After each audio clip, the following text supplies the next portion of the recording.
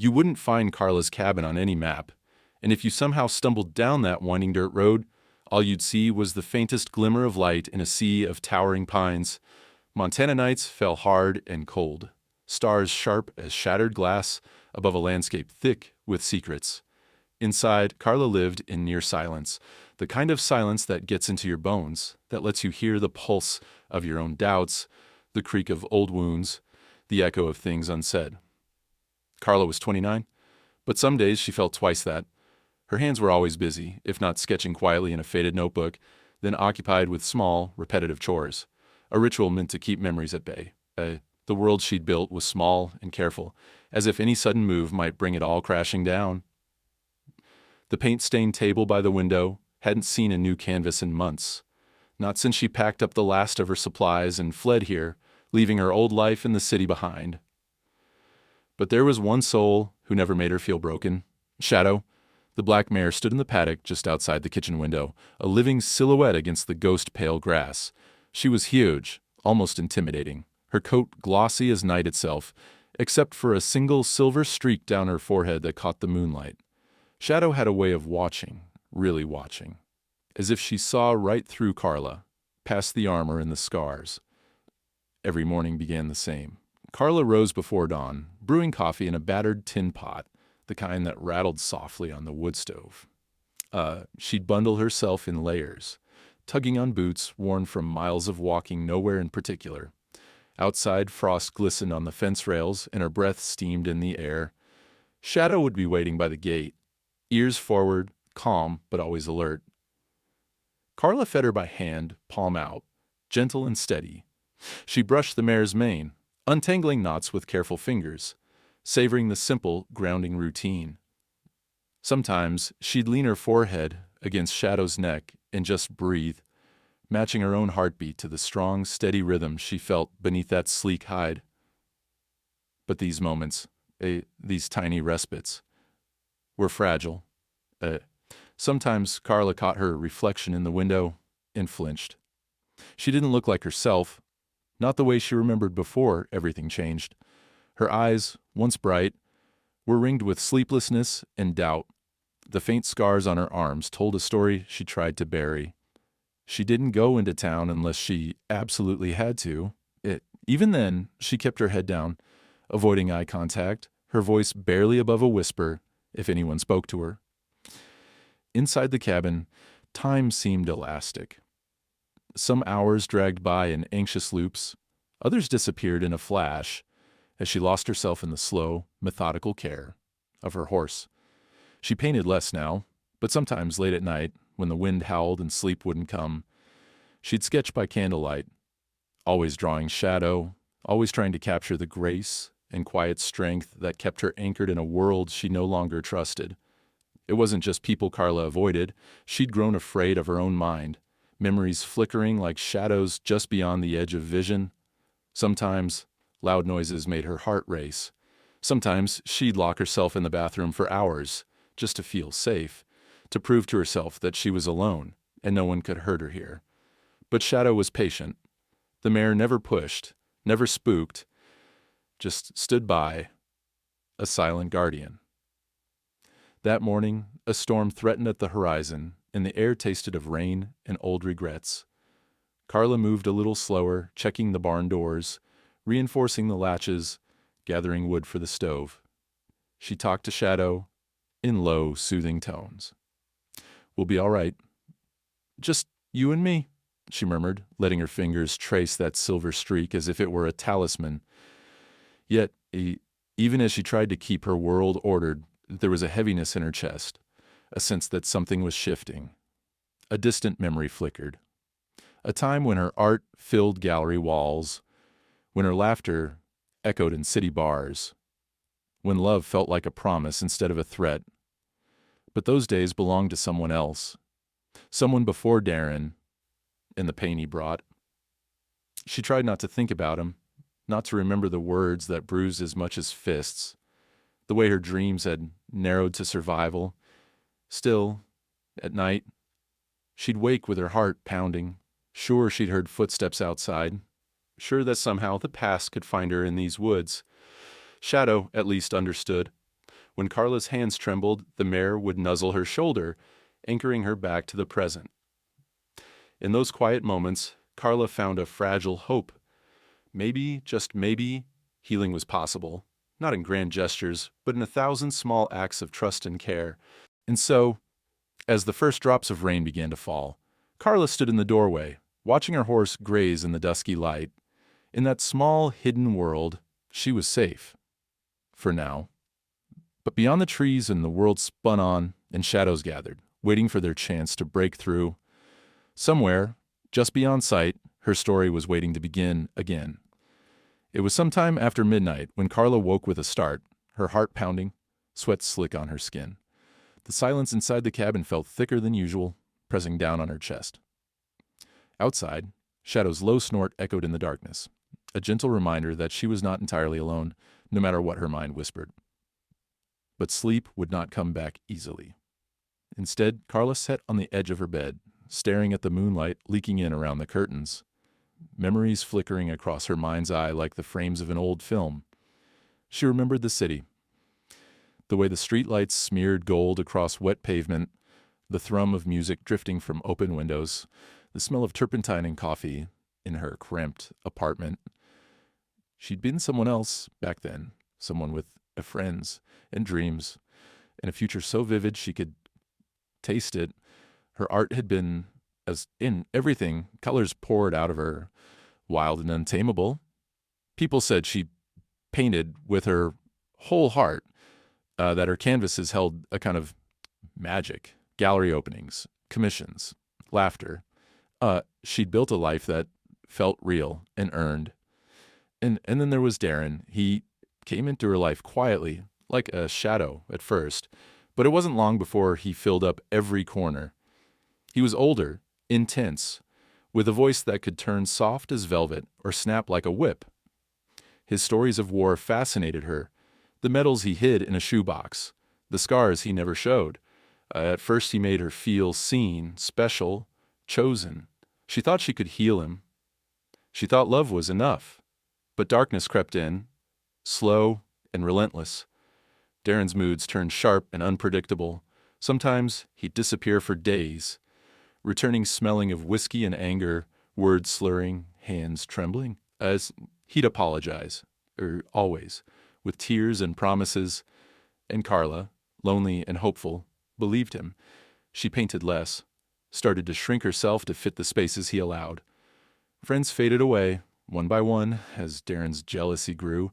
He read her texts, deleted numbers from her phone, convinced her that everyone else was a threat. There were good days, of course, days when he bought her flowers or cooked dinner, when he laughed and the world felt almost normal. But those days grew rare, edged out by long nights filled with accusations and broken things. The first time he hit her, she didn't believe it had happened. Not really, not to her. He cried afterward, begged for forgiveness, blamed the war, the nightmares, his father, the world. She wanted to believe he could change. She tried so hard to be what he needed. It was a winter night, not so different from this one, when she realized she had to run. She still remembered the look in Darren's eyes that night, vacant and wild, like something had slipped loose inside him. He'd thrown her sketchbooks into the snow, screamed about betrayal, about enemies in every shadow. The bruises were harder to hide. And when she finally looked at herself in the mirror, she saw someone she didn't recognize. Someone small and afraid.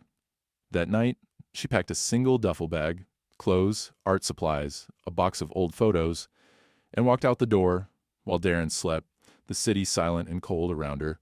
She never looked back. She bought a bus ticket to the farthest place she could imagine, where no one knew her name, where trees outnumbered people, and pain could be swallowed by the wilderness. Montana, this cabin. Shadow, the mare had been a surprise. Carla found her at a run-down stable outside town, thin and skittish, her black coat patchy, her eyes wild. The owner said she was impossible, too headstrong, too broken to train. Carla saw something familiar in the animal's trembling form, the way she flinched from kindness, the scars hidden beneath fur. She spent weeks just sitting by the fence, speaking softly, offering apples until one day.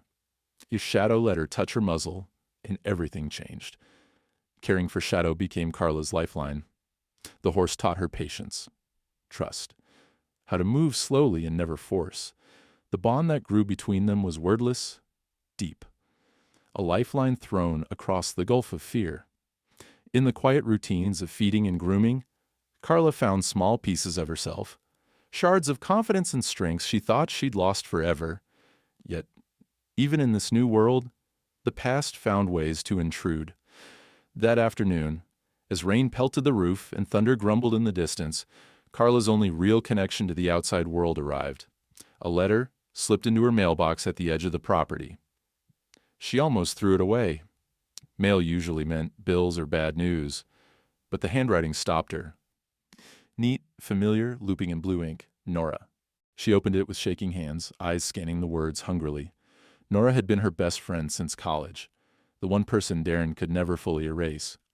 In the letter, Nora wrote about her own life. A new job, a new apartment, the same sense of loss for the friend who'd vanished. She wrote about hope, about healing, about the power of art to rebuild what trauma destroys. "There's an opening at the community center," Nora wrote. "Art therapy for kids who've lost parents, kids who've seen too much. I know it's asking a lot, but I think you'd be perfect. You could help them, Carla. You could help yourself." The invitation was simple, but it pressed on wounds Carla tried to ignore. She hadn't drawn in weeks. The idea of facing strangers, of leaving the safety of the woods, even for something good, felt overwhelming. She stood at the window for a long time, staring at the rain, Nora's words heavy in her hand.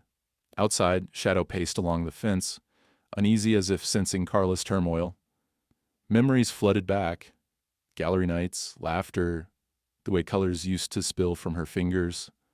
A longing stirred deep inside her, mixed with fear. Could she really go back? Did she deserve to try? What if Darren found her?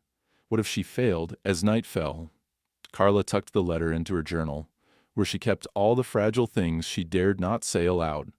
She brushed Shadow one last time, lingering by the barn as thunder rolled overhead. The storm was building, but for the first time in a long while, she felt something else rising inside her. Something like hope, flickering in the darkness. In the quiet of her cabin, surrounded by memories, in the steady presence of her horse, Carla made a promise to herself. Maybe tomorrow she'd write Nora back. Maybe tomorrow she'd try. For tonight, she was safe. And that had to be enough. But the past, she knew, had a way of finding you, no matter how far you ran. Morning broke with a hush after the storm, sunlight filtering weakly through clouds still bruised and heavy from the night before. Carla stood at the kitchen sink, watching the water run clear as she filled a bucket for Shadow. The air outside smelled fresh, scrubbed clean by rain, but inside Carla's mind, the conversation with herself replayed again and again. Could she really step out of hiding? Was it worth risking the fragile peace she'd carved out in these woods for the uncertain promise of helping others, of maybe helping herself? Shadow waited for her at the gate, ears pricked forward, her black coat already beginning to dry in the warming air. As Carla slid the gate open, the mare nudged her gently, as if sensing the restless energy swirling inside her. "Easy, girl," Carla murmured, laying her cheek against the horse's strong neck. "We'll be all right." She fed Shadow slowly, brushing her with long, even strokes, finding comfort in the steadiness of the animal's breath, in the small rituals that had become her anchor. But today, something was different. Carla dressed carefully, choosing clothes that didn't stand out. Jeans, a soft green sweater, boots she could run in if she needed to. Her hands shook as she brushed her hair as she reached for the keys hanging by the door. She glanced at herself in the mirror, pale, eyes ringed with the memory of sleepless nights, but alive. She tucked Nora's letter in her pocket and with one last look at Shadow, stepped outside. The drive into town was longer than she remembered, the road winding through valleys drenched in mist, forests rising tall and watchful on either side. Every passing truck made her shoulders tense. Every unfamiliar face at the gas station, a reason to keep her head down. Yet, she forced herself to continue, breathing slow and steady, counting each mile as a small victory over the fear that lingered at her edges. The community center sat at the edge of the small Montana town. Modest, weathered, but humming with life. Carla parked in the far corner of the lot, needing a moment to steady herself. From inside came the sound of laughter, footsteps, the clatter of chairs. She slipped in quietly, unnoticed at first, hands tucked deep in her pockets. Nora spotted her before anyone else. She looked just as Carla remembered. Warm brown eyes, unruly hair, a wide, welcoming grin that cut through Carla's tension like sunlight. "You came!" Nora rushed to embrace her, holding on tight. For a second, Carla froze, then melted into the hug, surprised at how much she'd missed the comfort of simple, human contact. "It's good to see you," Carla whispered, barely trusting her own voice. Nora led her down a hallway lined with children's artwork, bright, chaotic, full of hope, and hurt and longing. The classroom at the end smelled of glue and crayons, sunlight pooling on tables covered in sketches and sculptures. There, Carla met Emma. Emma sat alone in a corner, hunched over a drawing she refused to share. Her hair was tangled, her clothes rumpled, and her small face was pinched with a grief too old for her years. The other kids ran and shrieked, but Emma stayed in her bubble, her eyes darting up only when someone new entered the room. Carla recognized that look, the quick scan for threats, the readiness to vanish. She saw herself, years ago, reflected in that wary gaze. Nora kept it simple. "Emma, this is Miss Carla. She's going to help us with art today." Emma didn't answer, didn't even look up, just clutched her sketchbook closer. Carla didn't push. Instead, she took a seat nearby, spreading out her own supplies, sketching quietly. For a while, neither spoke. Carla drew shadow, letting the lines and shapes form without thinking, just as she always did late at night. Slowly, the other children gathered around. They were loud, sticky-fingered, curious, peppering Carla with questions, asking for help with their clay animals and painted suns. Carla smiled, guiding them gently, laughing once, surprised at the sound, so rare on her lips these days.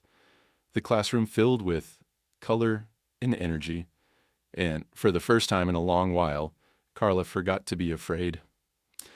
She glanced up to find Emma watching her. Not openly, not with trust, but watching all the same. Their eyes met, and for a split second, Carla saw a flicker. Curiosity, maybe. Or hope. Carla slid her sketchbook over, letting Emma see the portrait of Shadow, bold and strong, galloping across the page. "That's my horse," Carla said softly. "Her name is Shadow. She likes apples, and she's not afraid of storms." Emma didn't speak, but her eyes widened, and she nodded once, quick and shy. That was enough for now. The session ended too soon. Carla cleaned up, chatting quietly with Nora. The children spilled into the hallway, voices echoing. Emma hesitated at the door, then slipped Carla a small, crumpled drawing. 2 stick figures standing beside a black horse under a sky filled with rain. Carla's throat tightened. "Thank you," she managed, tucking the drawing into her bag. Driving home, Carla felt lighter, as if some invisible weight had shifted. She caught herself humming along to the radio, tapping her fingers on the steering wheel.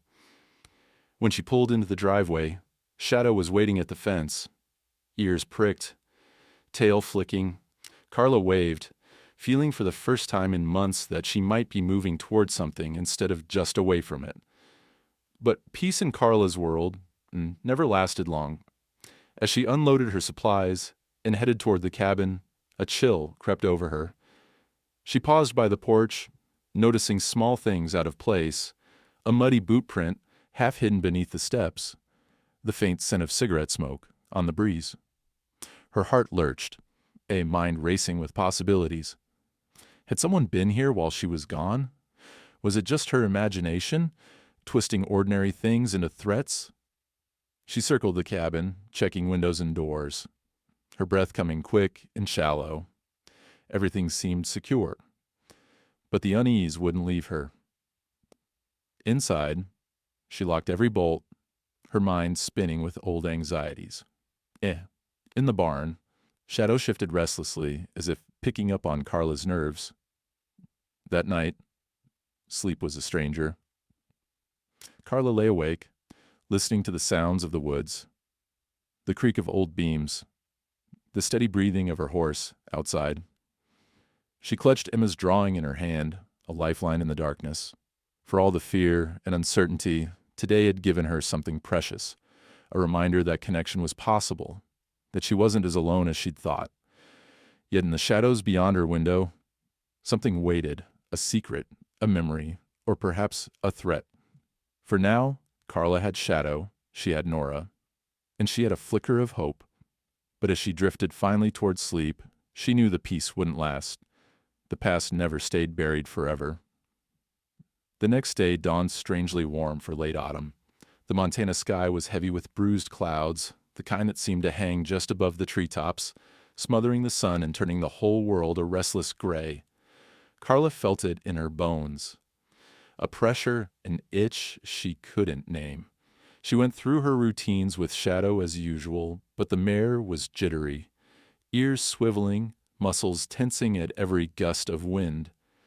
Carla tried to soothe her with soft words, brushing Shadow's sleek neck and feeding her favorite treats.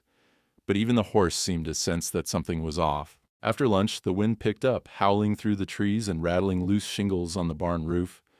Carla double-checked the doors and windows, pulling the heavy curtains shut, feeling every bit the cautious survivor she had become. She found herself glancing over her shoulder more than usual, and every so often she'd peer out at the fence line, convinced she saw movement where there was none. The memory of that muddy boot print lingered in her mind, a silent threat she couldn't shake. She forced herself to focus on something tangible. She pulled out a half-finished sketch, tracing Shadow's profile again and again, using the familiar lines to anchor herself. The radio played quietly in the background, the local station warning of severe storms and flash floods along the back roads. Carla made a mental note to check the drains and fill the extra buckets with water, just in case. Late afternoon brought a new unease. As the sky darkened and the first heavy raindrops began to fall, Shadow started pacing in her stall, snorting and tossing her head, hooves ringing against the boards. Carla rushed outside, her jacket pulled tight, rain lashing at her face. She wrapped her arms around Shadow's neck, murmuring soothing words, trying to calm the restless animal. A crack of thunder rolled through the mountains, and for a moment Carla thought she saw a flicker of movement by the edge of the woods, a figure, tall and broad-shouldered, barely visible in the gloom. She froze, heart hammering, breath caught. Was it just a trick of the storm, or was someone out there, watching? Carla's mind raced, cataloging the possibilities, all of them leading to the same name, Darren. Her body tensed, ready to run, but when she blinked again, the figure was gone. She dragged Shadow back into the barn, latching the doors tight, then hurried to the house, locking herself inside. The storm outside grew furious, rain pounding the roof, thunder cracking so close it rattled the windows. Lightning turned the sky white and wild, and the world shrank to the circle of lamplight in her small living room. Carla tried to distract herself. She made tea, folded laundry, swept the kitchen floor, but every noise made her jump. Shadow's nervous whinnies drifted in from the barn, a steady reminder that she was not the only one on edge. Carla finally settled by the window, phone clutched in her hand, ready to dial Nora at the slightest sign of danger. Night fell fast. The storm battered the cabin, wind howling like a living thing. Carla moved through the rooms, checking locks again and again, peering through the curtains, searching for headlights, for footsteps, for any sign that her past had finally caught up to her. In the barn, Shadow kicked at the stall door, hooves pounding as if she too felt the approach of something dark and dangerous. A sudden noise made Carla freeze. Wood splintering, a sharp crash from the porch. She rushed to the kitchen, grabbing the heavy flashlight she kept beside the door. For a moment she hesitated, a heart in her throat. She thought about calling Nora, but the cell signal flickered in and out during storms. Besides, she couldn't risk letting her friend get involved if this really was Darren. She crept to the window, peering out. Rain sheeted off the roof, lightning flickered, and then a shape loomed at the edge of the porch. A man, soaked and shivering, face half hidden by a hood. He stepped closer, and Carla's blood ran cold. Darren. She saw him clearly now, his eyes wild and desperate, lips pulled into a twisted grin. "Carla!" he shouted over the storm, voice slurred with rage and exhaustion. "You thought you could hide from me forever?" Carla stumbled backward, panic clawing at her throat. She grabbed her phone, dialed 911, but the call wouldn't go through. Static, silence. Then the line died.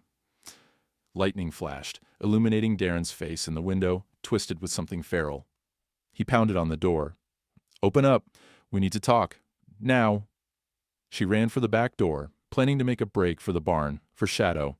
But Darren was faster than she remembered. He moved with the reckless energy of a man with nothing left to lose. He kicked in the kitchen door, splintering the frame. Carla screamed, ducking away as Darren lunged at her, his hands clawing for her arm. She twisted free, scrambling toward the mudroom, fumbling for her boots. Darren caught her by the hair, yanking her back. "You think you can run again?" He spat, breath hot on her cheek, eyes blazing. "You think you can just leave me behind?"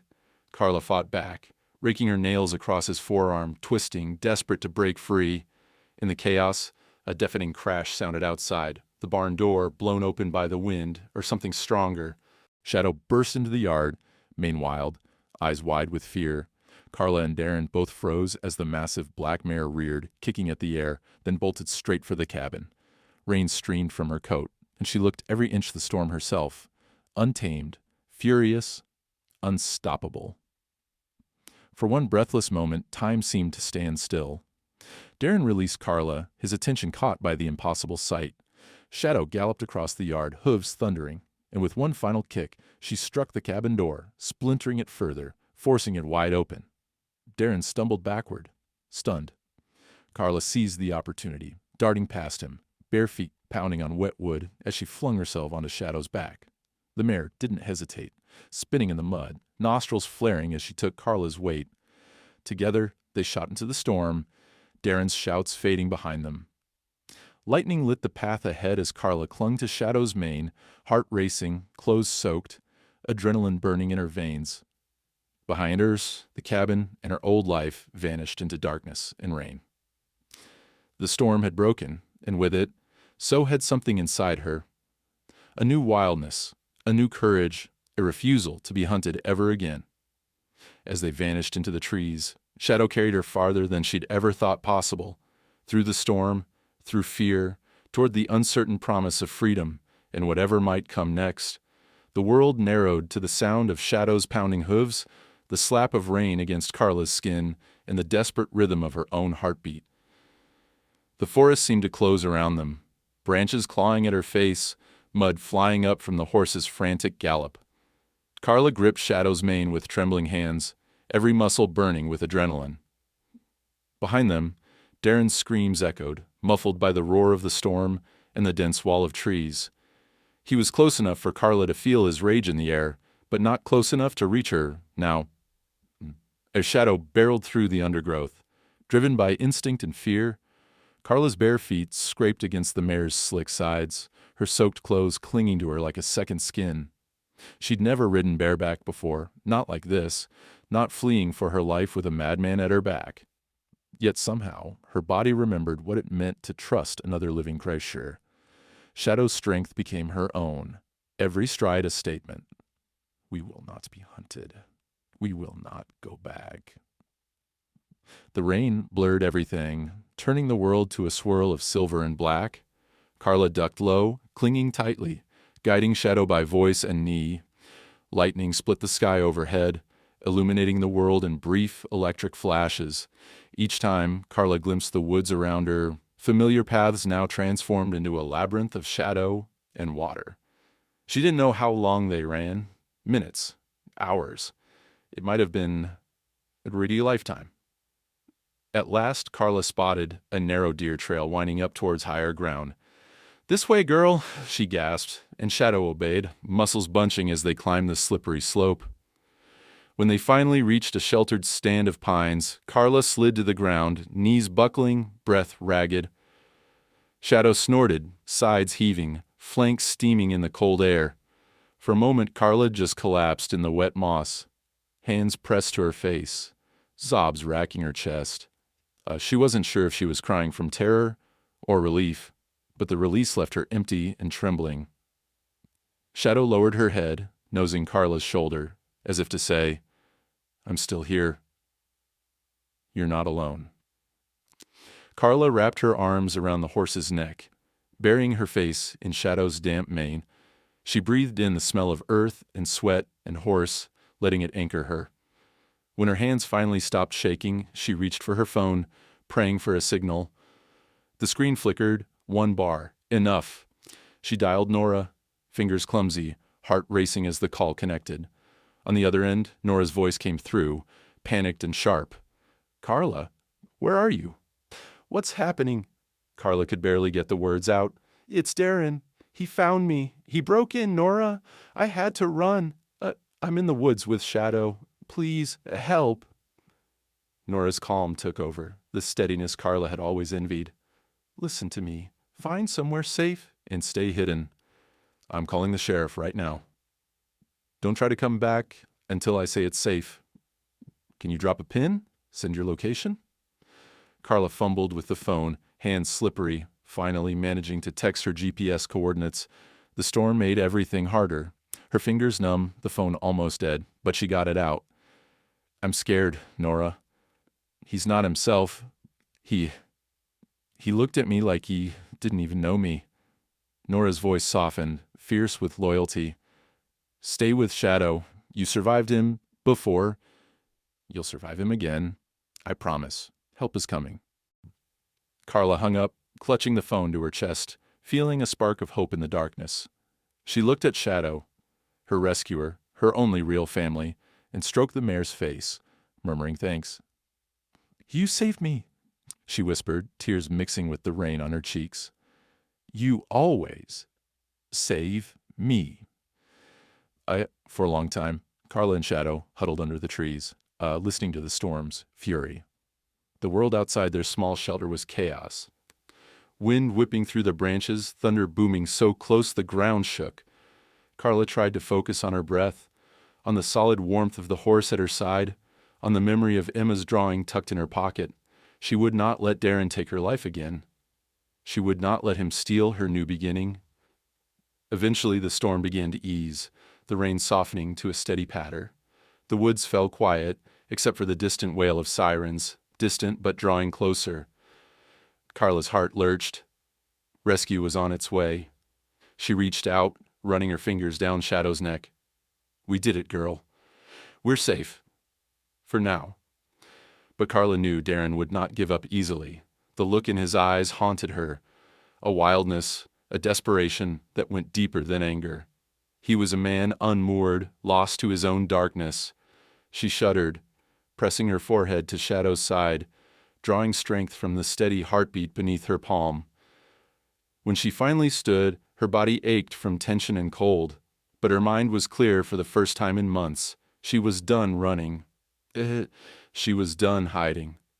If Darren wanted a confrontation, she would face him on her own terms, with courage, with support, and with the bond she'd built with the only creature who had never let her down. As the sirens drew closer, Carla led Shadow down the slope, picking her way carefully through the mud and debris. She could see the flashing lights now, blue and red painting the trees with color. Relief and fear warred in her chest. Relief that she was no longer alone. Fear for what would come next. A deputy found her first, calling her name, flashlight cutting through the gloom. "Carla, are you all right?" She nodded, voice too shaky for words. The deputy radioed for backup, then led her and Shadow back toward the road, where Nora was waiting, eyes red with worry, but face alight with pride. "You did it," Nora whispered, wrapping Carla in a fierce hug. "You're safe?" Carla shook her head, voice rough with emotion. "Not yet, but I'm ready. I'm not running anymore." Shadow stood behind her, tall and steady, a black sentinel in the night. For the first time, Carla felt something shift inside her. A new strength, hard-won and true. Whatever came next, she would not face it alone. The rain had slowed to a cold drizzle, leaving behind a world that felt wrung out, pale, and quiet. By dawn, the police had swept the woods and secured Carla's cabin. But there was no sign of Darren. His footprints vanished at the tree line, swallowed by storm and mud. The shattered door, the broken lock, and the wild look Carla had seen in Darren's eyes kept replaying in her mind. For all the flashing lights and gentle reassurances, the threats still pulsed, invisible but real. Nora took Carla back to her apartment in town, shadow following in a borrowed trailer. Every movement watched by curious neighbors. Carla, exhausted and shivering, tried to answer the officer's questions, but her mind buzzed with fear and a strange, grim determination. "He won't stop," she said quietly, her voice like cracked glass. "He'll try again. He always does." Inside Nora's apartment, the world shrank to safety. Closed blinds, hot tea, and the rhythmic sound of shadow pacing in the yard below. Carla showered, scrubbing away the night's terror, but the bruises on her arms and the tremble in her hands lingered. Nora set her up with clean clothes and sat beside her, laptop open, already thinking ahead. "We have to make a plan," Nora said, her tone practical, brisk. "We can't just wait for him to show up again. We need to make the police take this seriously, give them a way to catch him before someone gets hurt." Carla wanted to protest, to insist that the best option was still to run and hide, but she saw the logic in Nora's eyes. They needed to be smarter than Darren. They needed to turn his obsession against him. They spent the next hour piecing together Darren's recent activity. Old texts, blocked numbers, emails sent in the dead of night. Nora was tech-savvy, her job as a trauma counselor blending psychology with a keen understanding of how people tried to erase or rewrite their pain online. She showed Carla how to scrub her digital footprint, deleting old posts, locking down privacy settings, reporting threats, but they both knew Darren wouldn't give up on his own. "He's going to reach out," Nora said. He can't help himself. He wants to control the story. He wants you to know he's still out there. We're going to use that." Carla swallowed hard, dread and adrenaline warring in her chest. "How?" "We bait him," Nora said simply. "We make a new account, something he can't resist, a whisper from your old life, a reunion, a fresh start. He'll try to lure you out. But this time, the police will be ready." Carla's hand shook as she typed out a new name, a new email, building a fake but believable version of herself online. Someone just starting to resurface. Someone dropping hints about moving on, maybe returning to her art. Nora coached her on language, warning her not to overplay it. The police set up monitoring, tracking every ping, every click, every incoming message. It didn't take long. That afternoon, an email arrived. From a new account, but the language was unmistakable. Darren's words were clipped, frantic, alternating between pleas for forgiveness and threats. He begged Carla to meet him, to talk, to give him one last chance. His messages became more desperate by the hour, and when she didn't answer, he started posting online, cryptic comments on old photos, tags in forgotten groups, messages to anyone who'd ever known her. The police advised patience. "He's escalating," one detective explained. "He wants attention, and he wants you scared. We'll use that. Let him believe you're taking the bait. Let him set the meeting." Nora and Carla worked together, crafting careful replies, hesitant, uncertain, the kind of messages a frightened but curious survivor might send. Each line was reviewed by law enforcement, every word designed to keep Darren interested but off balance. "I just want closure," Carla wrote in one message. "Maybe we could talk one last time, somewhere public."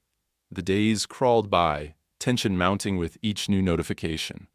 Carla barely slept, Shadow's presence her only solace. She'd stand in the yard, hands in the mare's mane, drawing strength from the animal's quiet constancy. Emma, the little girl from the art center, sent a handmade card, a drawing of a woman, a horse, and a bright yellow sun. "For when you feel scared," she'd written in shaky letters.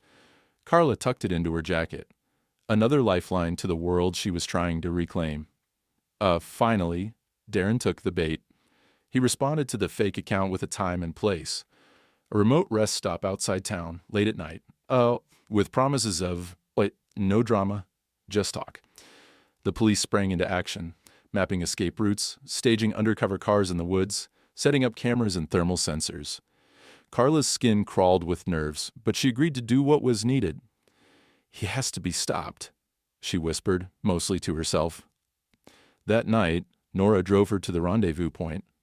Carla's heart hammered the entire way, her mouth dry, hands clenched in her lap.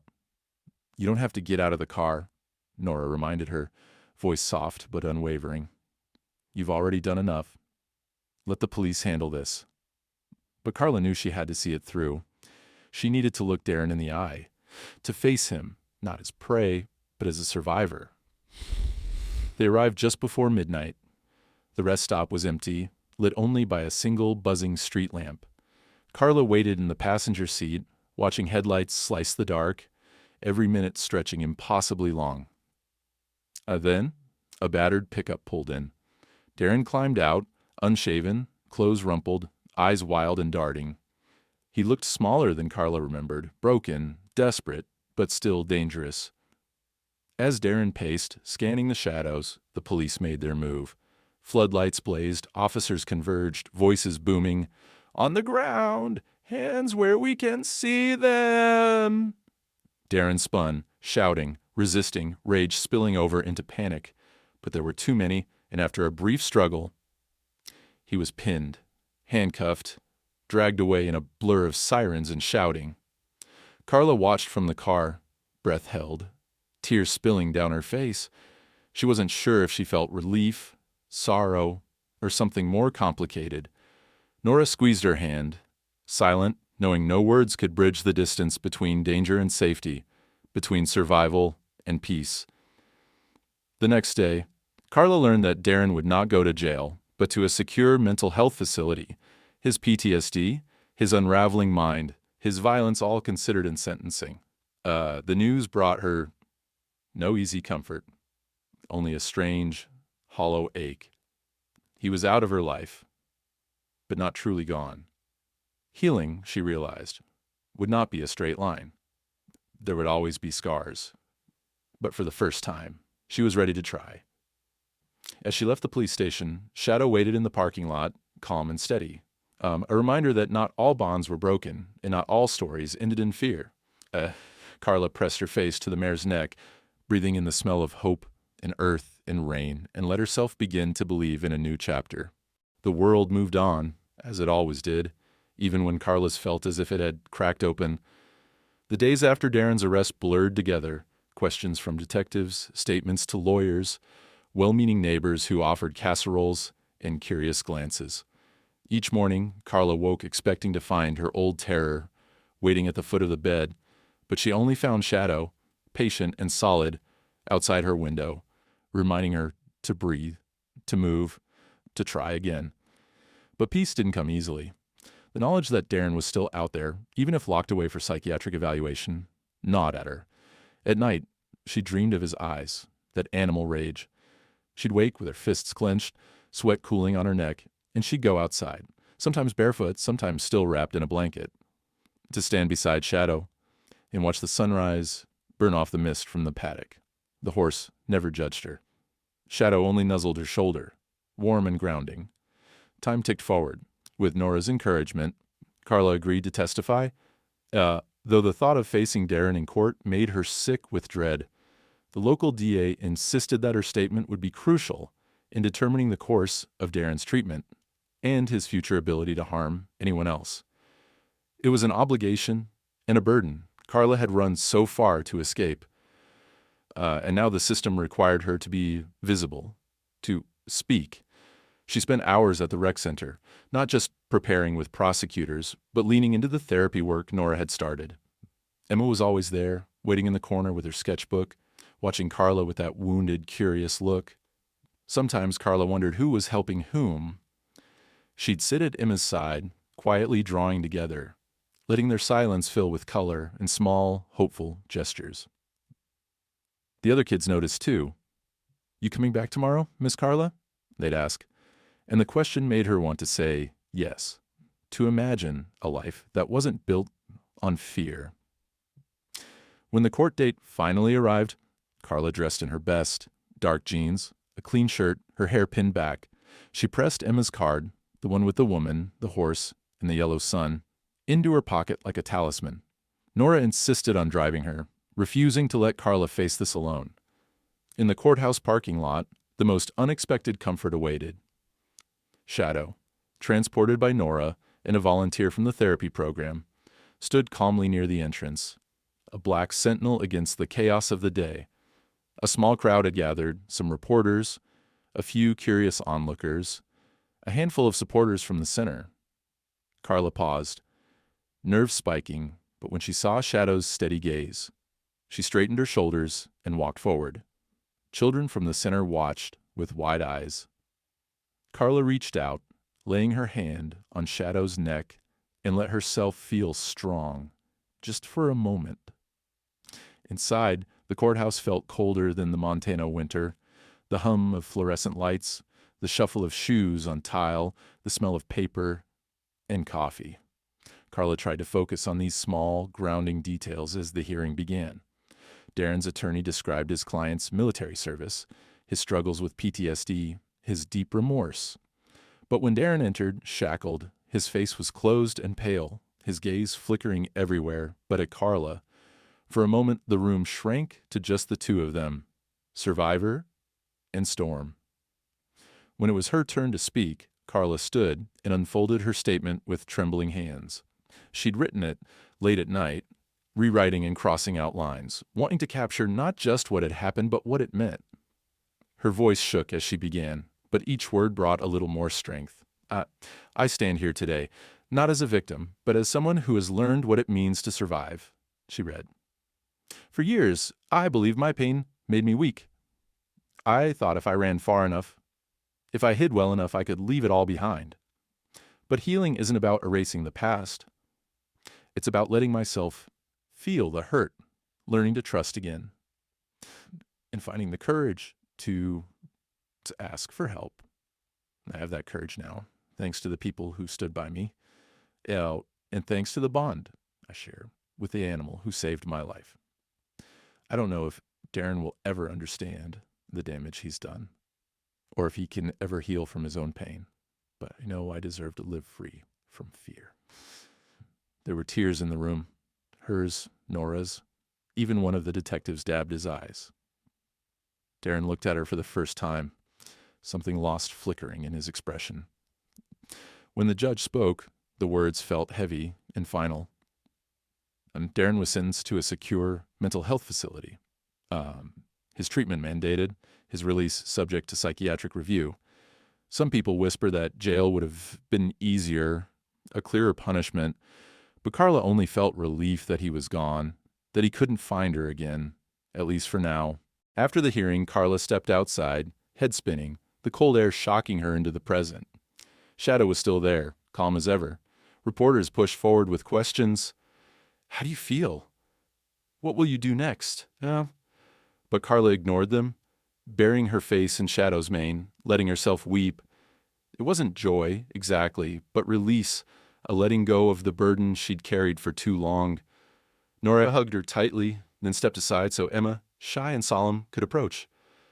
Are you coming back? Emma asked, her voice small but hopeful. Carla knelt, pulling the girl into a hug. I am. I promise. It was the first real promise she'd made in a long time. Later, at home, Carla sat with Nora and went over every detail. Relief mixed with guilt, with doubt. She'd helped Darren get the help he needed, but she couldn't forget what he'd done. Healing, she realized, wouldn't mean forgiving overnight. It would mean learning to live with the scars and not letting them define her. That night, as snow began to fall, Carla painted again for the first time in months. Not just shadow, but the sun, the trees, the small faces of the children who had helped her remember how to hope. When she finished, she tacked the paint and knitting up by her window. Outside, shadow grazed peacefully, the world at last silent for a while. Carla pressed her hand to the glass and whispered, We made it, girl. We're still here. And for the first time, the words felt true. For weeks after the trial, Carla moved through her days as if in a waking dream. Relief and exhaustion intertwined, everything unfamiliar but filled with possibility. The winter deepened, Montana snow drifting high against fences and blanketing the world in clean, silent white. For the first time since fleeing the city, Carla allowed herself to imagine a future that wasn't shaped by fear. It was a slow, awkward process, one step forward, two steps back, but she kept trying day after day, one new habit at a time. And the cabin no longer felt like a prison. Now it was a place of beginnings. Sunlight pooled on the floor each morning as Carla swept out the old ashes from the stove, brewed coffee, and watched Shadow grazing outside. Her breath steaming in the crisp air, she started painting again, cautiously at first, just sketches of the mare, or the way the wind made patterns in the snow, but soon she found herself pulled back into color, into canvas, into the wild freedom of letting her soul spill onto the page. Nora became a regular visitor, bringing groceries and laughter, sometimes just showing up with a thermos of tea, and settling in to watch Carla work. The community center called too, asking if she'd consider taking a full-time job, teaching art therapy. At first, the offer terrified her. Could she really belong here, in this small town, after everything? Would people look at her and see only the headlines, the woman who survived? Or could they see something more? It was Shadow, as always, who led her forward. One cold morning, Carla saddled the mare and rode into town. Snow squeaking under hooves, the world dazzling and quiet. At the center, she found Emma waiting, her hair tamed into braids, a smile breaking across her face as she spotted Carla. "I knew you'd come back," Emma said, and for the first time, Carla felt like she was coming home. The work wasn't easy. Some days the children at the center were angry or withdrawn, their pain spilling out in tantrums or silence. But Carla recognized those shadows. She met them with patience, with gentle words, and the promise that healing could come, even if it took time. She started bringing Shadow to the center on certain afternoons. At first, the staff was skeptical, but the children's reactions made it clear this was something special. They called it Therapy Barn, though it was little more than an old stable behind the community center, hastily swept out and filled with hay bales and buckets of carrots. But it was magic for the kids. Emma was the first to approach Shadow, hands trembling, breath caught in her throat. Carla stood nearby, letting the girl take her time, letting trust build. When Emma finally rested her cheek against Shadow's neck, her eyes closed and her whole body relaxed, Carla felt a warmth in her chest she hadn't known in years. Word spread. Soon, more children joined in, some laughing, some shy, some so quiet it broke Carla's heart. But each, in their own way, was drawn to Shadow's calm, unflinching presence. The horse seemed to know exactly how close to stand, when to stay still, when to nuzzle a hand, or just breathe quietly. Carla started designing art activities inspired by the horse, painting horseshoes, sculpting little clay figures, drawing scenes of wild freedom and gentle strength. For the first time, her art and her life merged, each making the other richer, fuller, more real. Carla watched Emma blossom. At first just in small ways, a quick smile, a question asked, a laugh during painting, but then the real changes began. Emma made friends. Her drawings grew bolder, her voice louder. She started talking about her parents, her memories, her dreams. "Shadow makes me feel safe," Emma confided one snowy afternoon. "She makes me think maybe I can be brave too." The town responded. Parents who had once looked at Carla with wary curiosity now greeted her warmly at the grocery store, asking about classes, about Shadow, about life outside the storm. Nora, ever the proud friend, told anyone who would listen about Carla's resilience, her art, her work with the children. For the first time, Carla found herself saying yes to invitations, coffee with neighbors, game nights at the center, an art fair at the park. Shadow adjusted to her new life with grace, quickly becoming everyone's favorite feature of Therapy Barn. Children decorated her stall with drawings, learned to braid her mane. sang songs about the magic horse who helps you heal. Sometimes, when the barn was quiet and the snow fell thick outside, Carla would just sit with Shadow, breathing in time with the mare, grateful for every moment of peace. At night, Carla painted. Her new studio was a corner of the cabin, sun-washed by day, lamplit by night. Canvases lined the walls, portraits of Shadow, landscapes of the mountains, abstract swirls of color that spoke of both chaos and hope. She sent photos to old contacts from her city life, and one gallery asked for pieces for a spring show.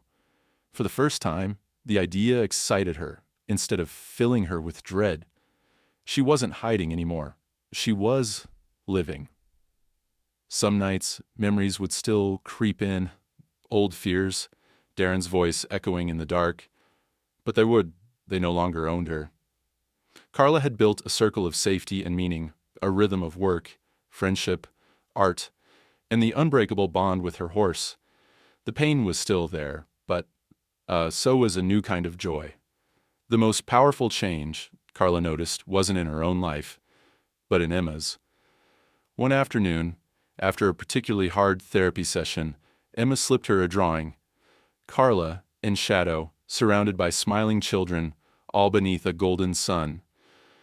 "We're all healing together," Emma said simply.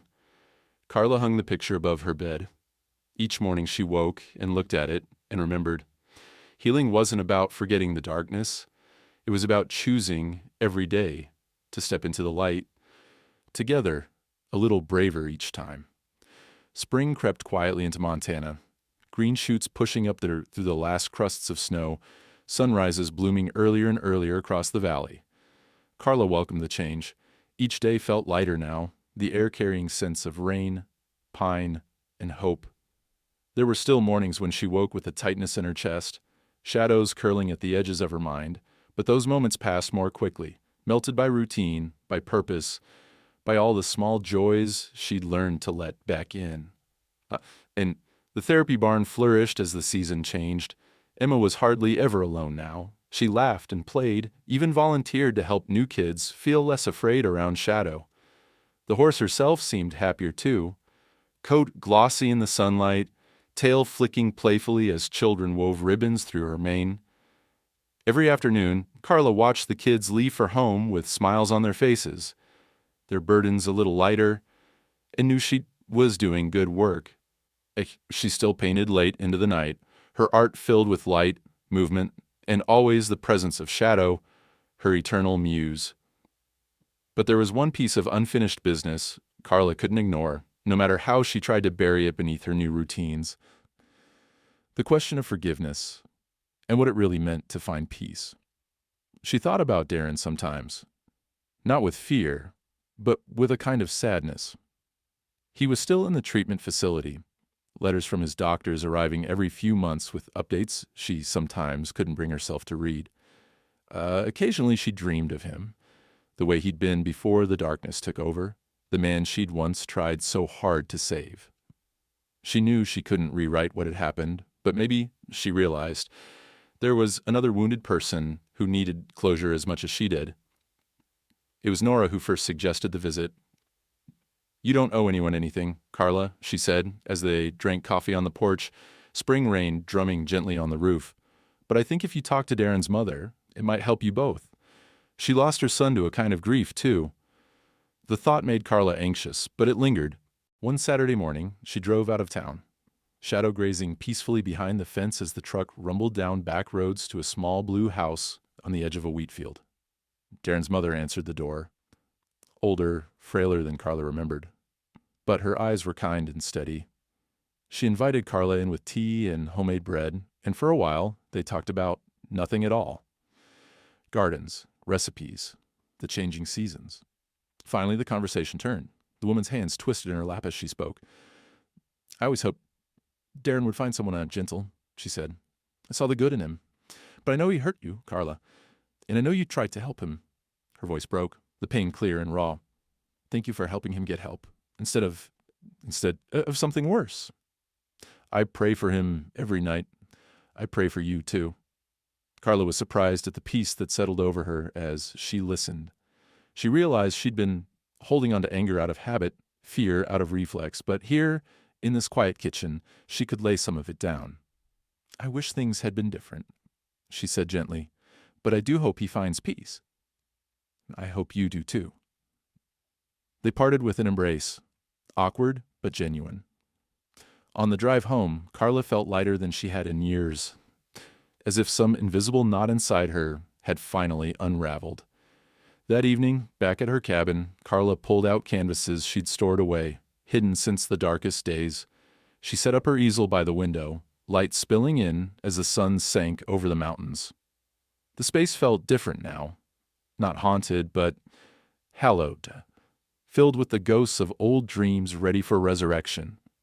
She painted until her hands ached, colors swirling, stories unfolding. A shadow's image appeared everywhere, rearing in stormlight, dozing in dappled shade, standing tall as children, hugged her flanks.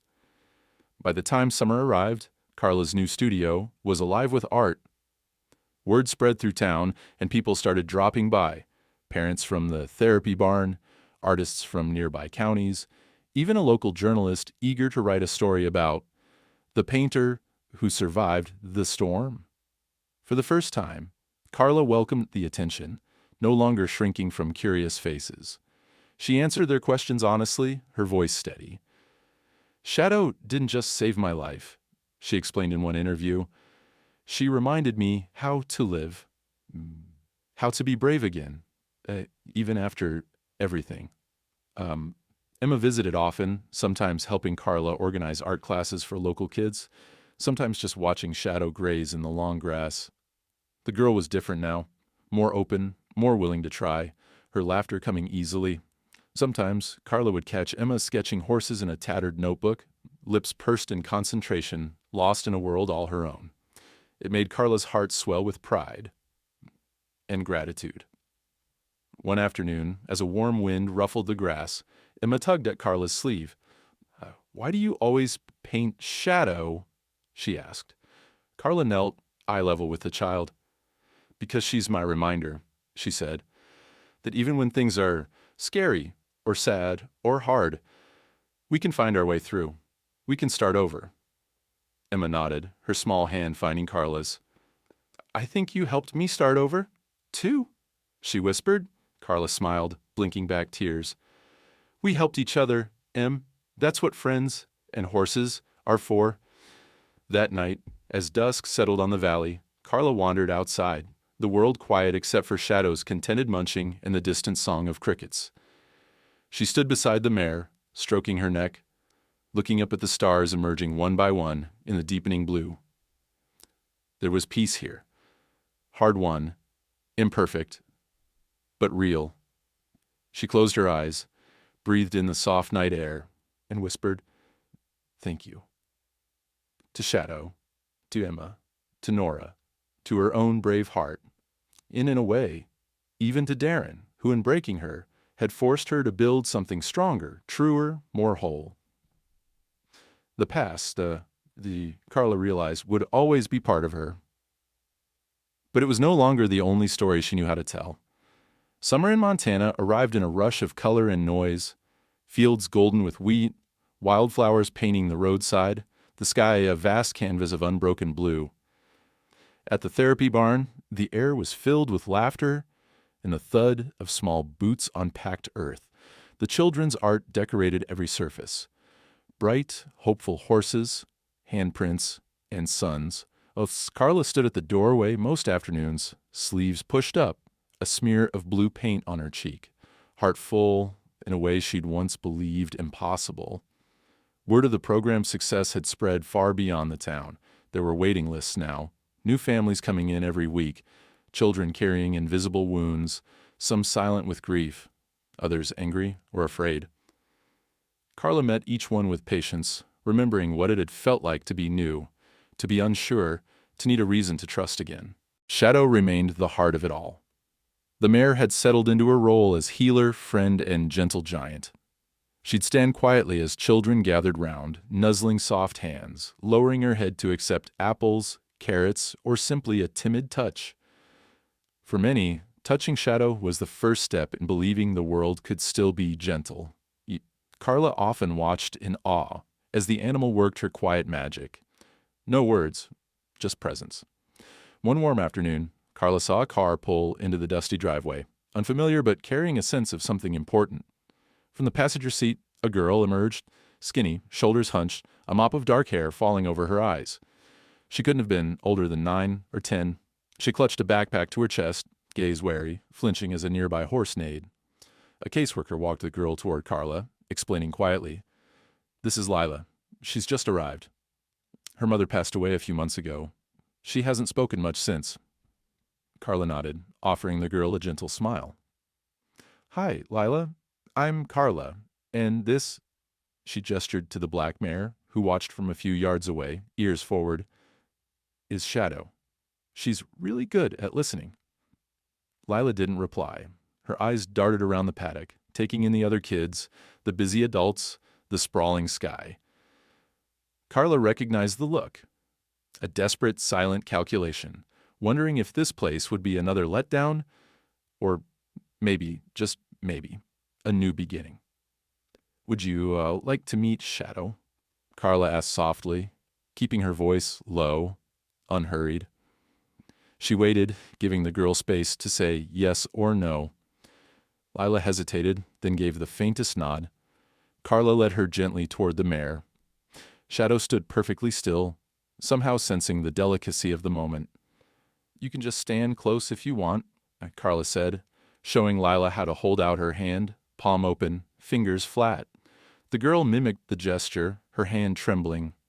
Shadow lowered her head, warm breath washing over Lila's fingers. The girl flinched, but didn't step away. Instead, she reached up and after a moment's pause, rested her palm against the silver streak on Shadow's forehead. For one long second, the two locked eyes, girl and horse, both scarred by loss, both searching for something soft and safe. Around them, the world seemed to hush. Sunlight catching in Lila's hair, dust motes dancing in the still air, the smell of hay and summer. Carla watched, heart swelling with hope.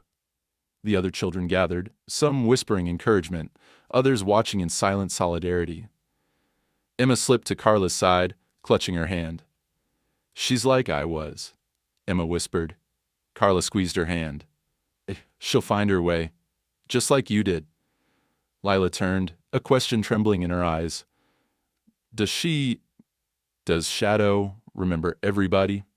The question held a deeper meaning, a plea for reassurance that bonds could last, that love, once offered, wouldn't disappear. Carla smiled, her voice steady. "Shadow remembers everyone who needs her, and she never judges, she just listens. Want to help me brush her?" Lila nodded, shy but determined, and together they began. As the sun lowered, the therapy barn bustled with life, children drawing, parents chatting, volunteers laughing. Nora arrived, arms full of new art supplies. She winked at Carla, who grinned, feeling a gratitude so fierce it nearly knocked her breathless. They'd built this together, a place where pain was met with compassion, where healing wasn't a miracle, but the slow, steady work of community and care. Carla glanced around at her world, Emma teaching a younger boy how to paint horses, Lila brushing Shadow's mane, her brow furrowed in concentration, Nora unpacking sketchbooks, the staff moving through their tasks with easy warmth. For the first time, Carla realized she was exactly where she belonged. This was home, not because it was perfect or without hardship, but because she had chosen it. Again and again, every morning, she woke up and decided to try.